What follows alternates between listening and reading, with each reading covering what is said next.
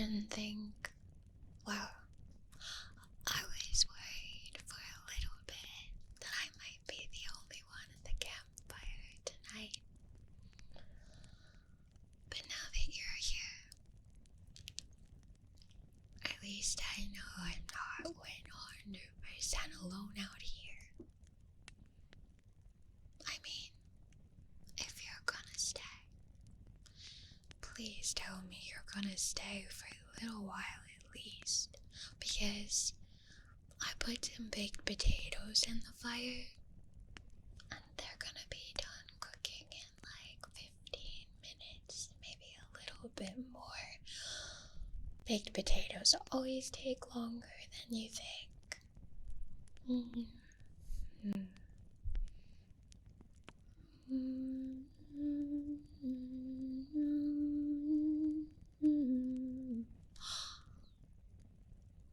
Have you ever had a s'more? I didn't bring this stuff for them today, but I was thinking about it and then I forgot. You know, forgetting happens. Life happens. So do you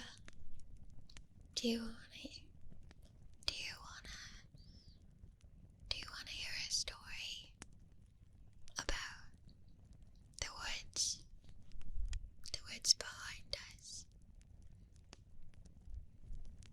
The woods we're in right now. It's a scary story. I was gonna save it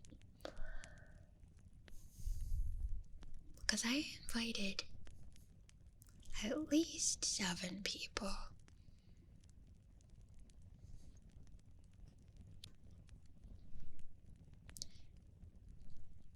But I have a feeling that it's just gonna be you and me. I hope you don't mind. Please, please, please don't go. I have 15 more minutes till these potatoes are done and it's starting to get... Well, I heard branches crackling back there. Yeah. So I turned around and I faced that way. And then I heard branches crackling over there. And now, well, I just feel a lot better not being alone out here.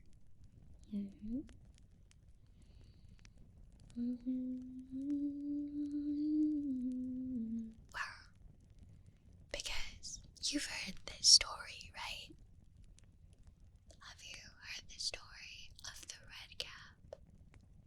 The one that's in these woods? You've never. That explains why you were brave enough to come out here, I guess. But I guess I was brave enough too. And I know this story. Like, I've known this story since I came here to be a counselor. It's part of the reason why I chose this camp over the others, because, well, all kinds of strange stuff happens in the woods. That's why we're never, ever supposed to go off the trail. Didn't you wonder about that rule? It's a weird rule, but when you hear the stories, it all makes sense.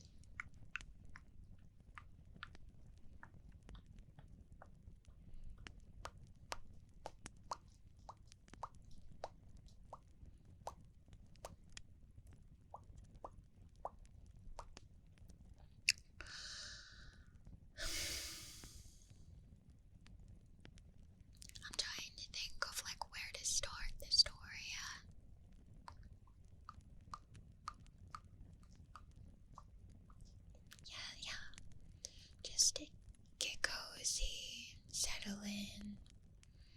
take off your backpack. I promise you, the story is gonna be as linear as my spirally brain will let me make it. But like, even if it goes all over the place, which it probably will, yeah, you'll find out by the end why it's so creepy out here, and why, well, it's probably not the only reason no one came to the campfire except for you. But it might be. But mostly, I think no one else came to the campfire because I'm a little strange. I mean, I know it. It's fine. I'm a lot. It's fine.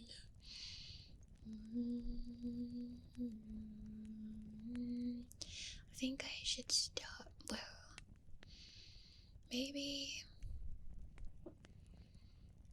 Well, I could no. I feel like if I tell this story first and then I explain like what historically what red caps are, or I could start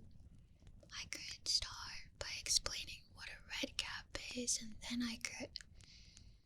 It sounds like a kind of mushroom, honestly, if I look at it from the point of view of like, I've never heard about this before. I love the smell of campfire. I love the sparks it puts in the air, and I like watching them floating up into the stars. We're really lucky that we have such a nice view of the stars here. Did you hear that? I thought I heard the branches rustle again.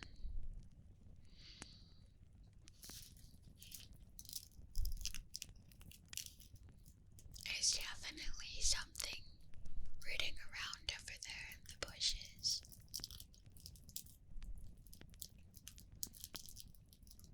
If anything comes out, I'll let you get a head start. It's only fair because I invited you here.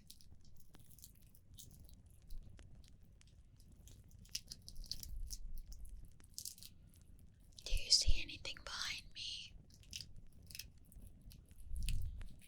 I don't see anything behind you.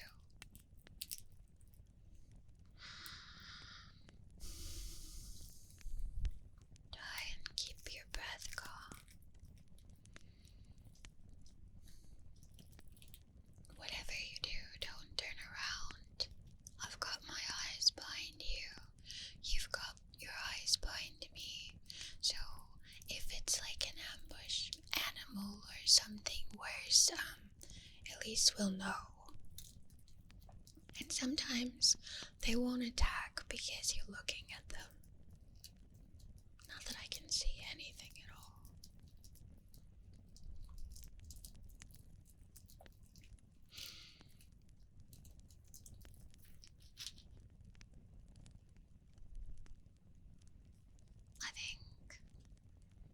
I think it stopped. You feel like a change in the air, like a sense of relief. I don't think that was an animal. I think we're being watched by the Fae. That's part of the reason that this red cap school.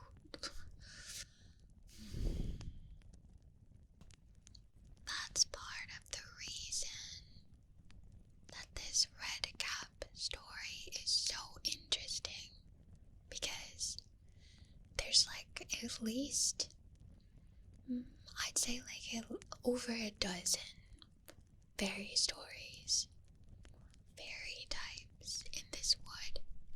But today I want to talk about the red cap because it's the scares me the most, if I'm being honest.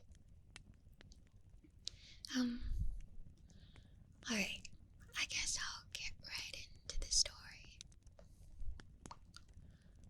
Once, like, probably around the 1850s, this used to be like a small cottage, maybe like a farm cottage or a cabin. Not right here exactly, but the area where the campground is. It used to be a cottage or a cabin. I don't know which because I never saw a picture, but there was like a single family dwelling and then a barn for their animals and a clearing for their crops. They were farmers, and I think they had a couple hired hands living on to help with the farming, but they weren't servants or anything. This was not like a rich house or anything. It was a normal farm. And the forest, well, the locals always said, don't go into the forest unless you have to. And when you do, stay on the path. At this time, I think there was only like one path that led this farmhouse to the town. And, well, one of the farmhands he didn't like the work. He was very homesick, and he would constantly walk back to town. And then his family was like, dude, you have to stay working at that farm. Stop coming back to town. We're getting really mad at you because you're giving our family a bad reputation as lazy people. So he was like stressed out by the farm, and he was like, well, where am I gonna go if I don't go to town and I have to stay here? And like the other farmhand and the farmer are always bossing me around and being mean to me. So he decided that he would run off into the woods, off the path.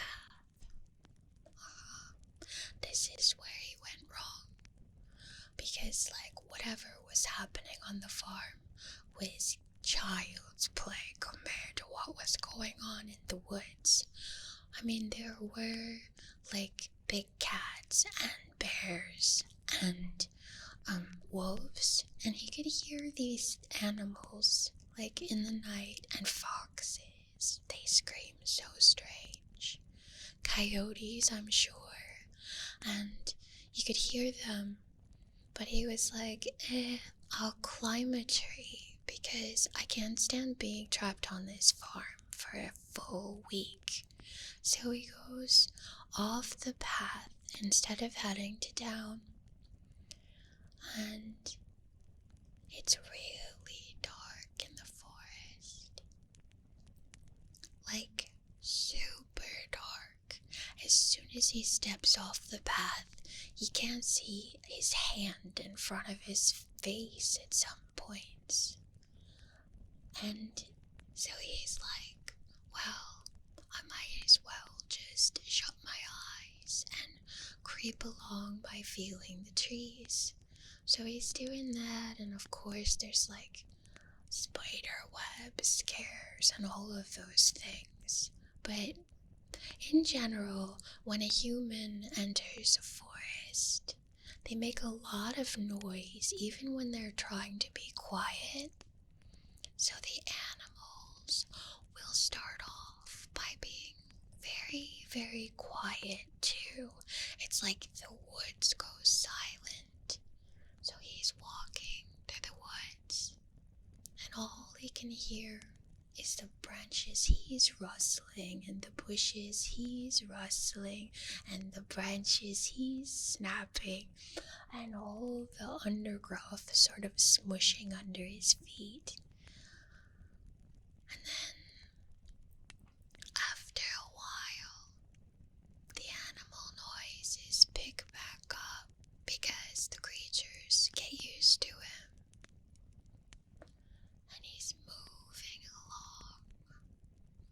then he gets the feeling that he's being watched. It is giving him a feeling of panic, like he should run.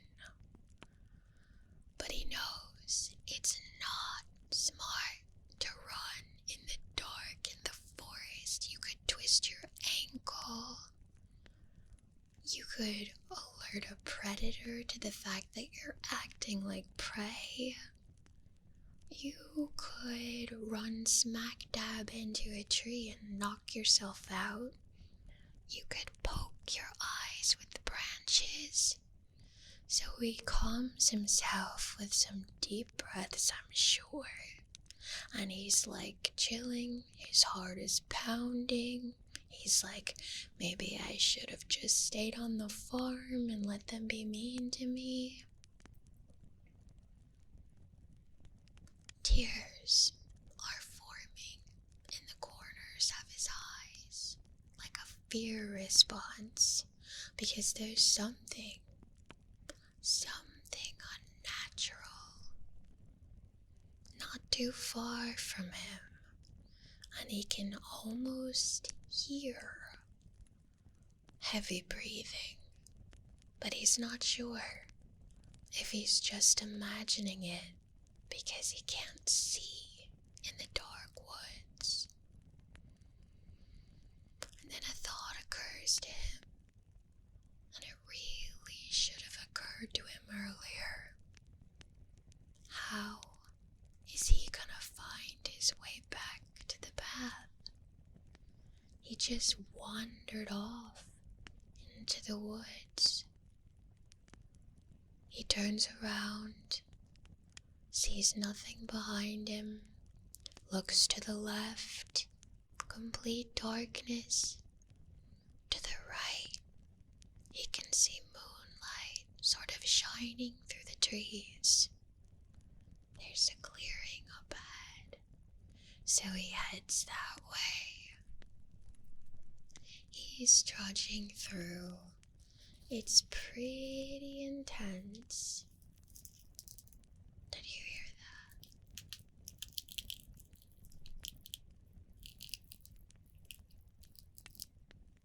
I think there's something over there to the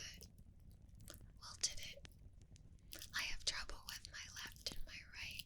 There's something over there on the campfire side, kind of behind you, but I don't see it, but that's where the sound is coming from for me.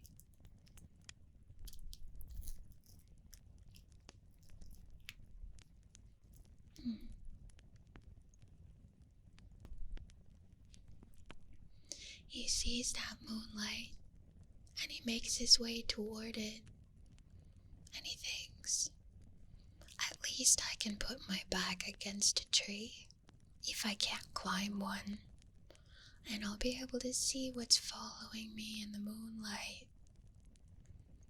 So he does that. He presses his back against the solid trunk of an oak. It's huge. There's ivy growing up the sides because in the clearing there's been some trees cut down, so there's light for different kinds of undergrowth here. And he stands very still, and he still feels like something's watching him. But he has his back to the tree, so he feels kind of safe, or at least safer than he felt before. And he tells himself, if I get out of this, I'm just gonna go walking to town and walk through town and keep going until I find another farm I can work on, or maybe I'll be a sailor or something, because I'm never doing this again. And as he's thinking that, there, at the edge of the clearing, which weirdly enough is an awful lot like this clearing, there at the edge of the clearing, he sees two eyes kind of glowing with the moonlight reflecting an orange-red color. But the eyes are large, and they're about 3 feet off the ground. And he's about, it's like the 1850s, so he's probably like 5'5". And the eyes are lower than him, so he thinks, okay, that's an animal. Hopefully it doesn't approach any further. And then he hears the breathing again.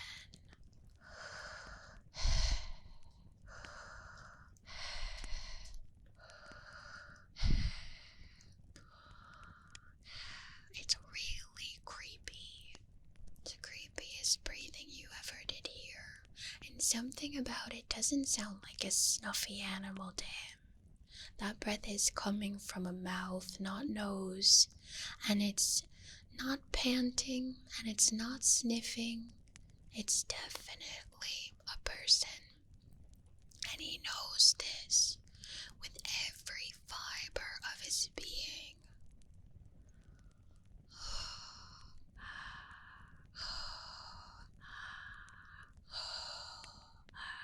It's getting louder and a little bit faster, and he reaches around on the tree like, oh my god, can I climb this trunk? Will the ivy hold my weight?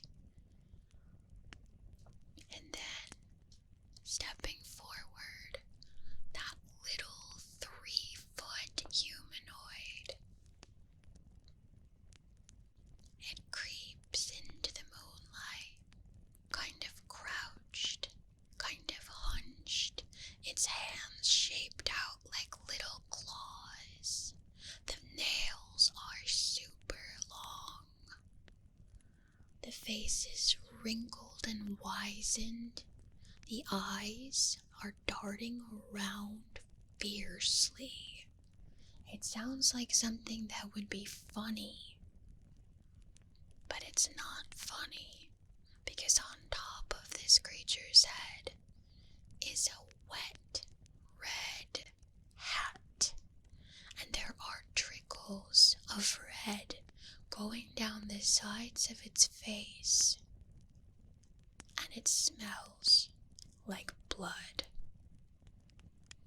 The creature creeps closer, and he presses his back harder against the tree, still grabbing at the ivy, wondering, my god, is this gonna hold me? I don't think this is gonna hold me. And he says, stay back. I don't want any trouble. I don't know what you are, but I won't tell anybody anything. And the creature tilts its head to one side, and it stares at him, and then it tilts its head to the other side and smiles, a smile that splits its face from ear to ear, and the teeth are sharp, like little sharp pointy needles, and they go up and up into the face. They're about 2 inches long, and this creature's mouth, it opens up, and its tongue runs along the pointy sharp parts of the teeth, and it laughs.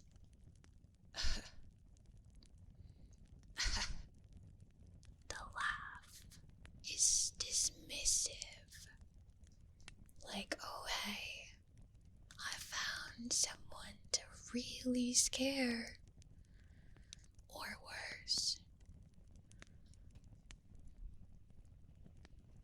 It doesn't matter. The panic takes over. He starts scrambling up that tree. Quicker than quick, that red cap goblin is after him.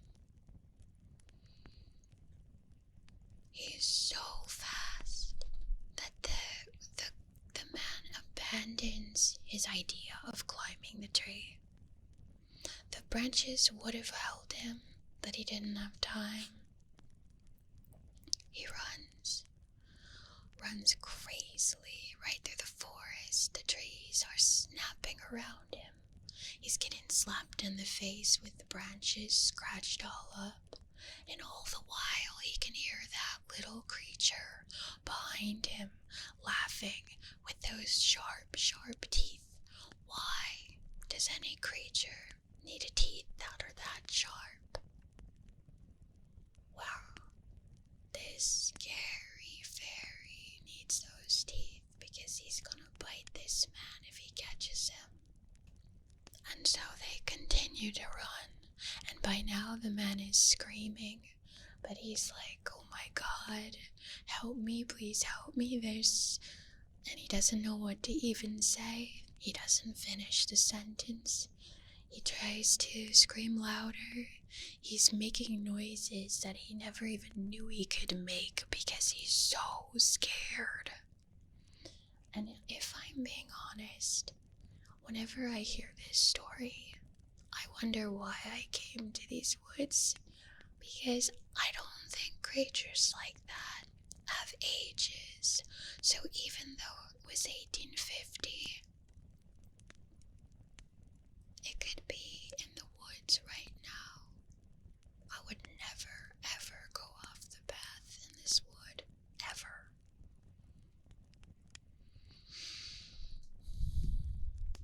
But anyway, he wakes up the farm. He didn't go that far after all before he started having the scariness happen to him, and he panicked and he found that clearing. Unfortunately for him, he is running in the direction of the farm. He gets to a place where he can tell the woods are thinning. He feels the creature's long fingernails snatching at his clothes. And then he has an incredible pain in his shins.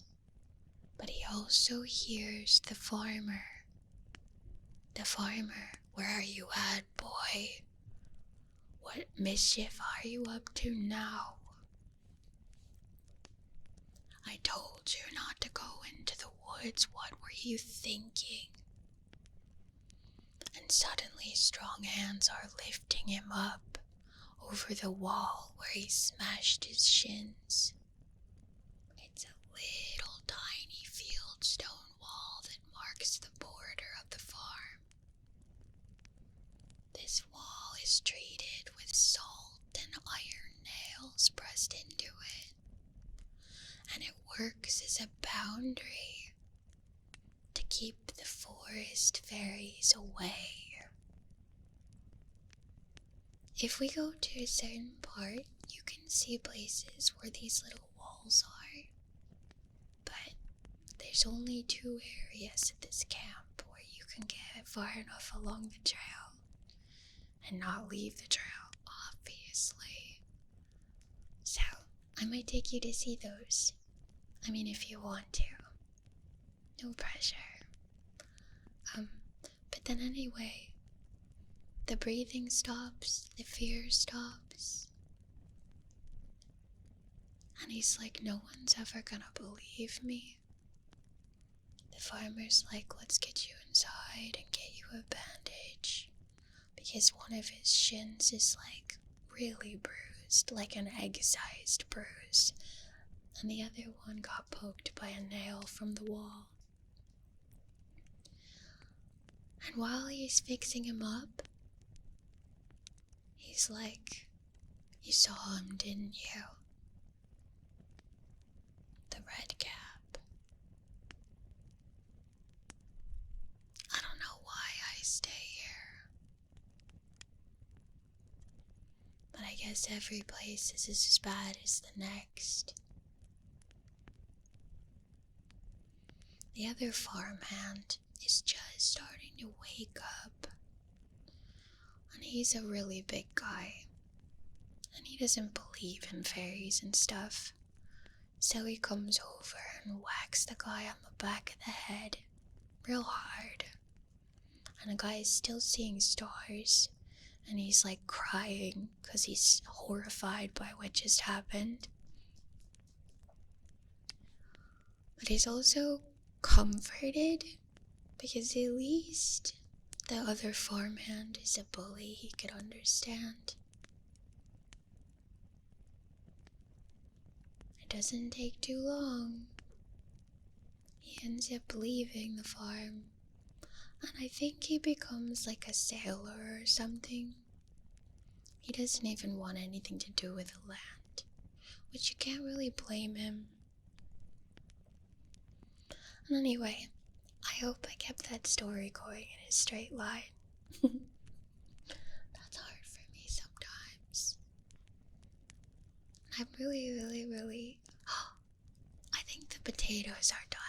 Look, the tinfoil is starting to split because you know how stuff that heats up expands. Stuff that heats up expands. Yeah, I packed them extra tight so I'd be able to tell. The funny thing about baked potatoes that you make on the fire is that if you don't eat them same night, they're gonna be super tiny and wrinkly tomorrow. So I hope you'll stay here and have a baked potato with me. If we stay on the path and in the clearing, we should be good. I hope I didn't scare you too much, because I really like hanging out with you.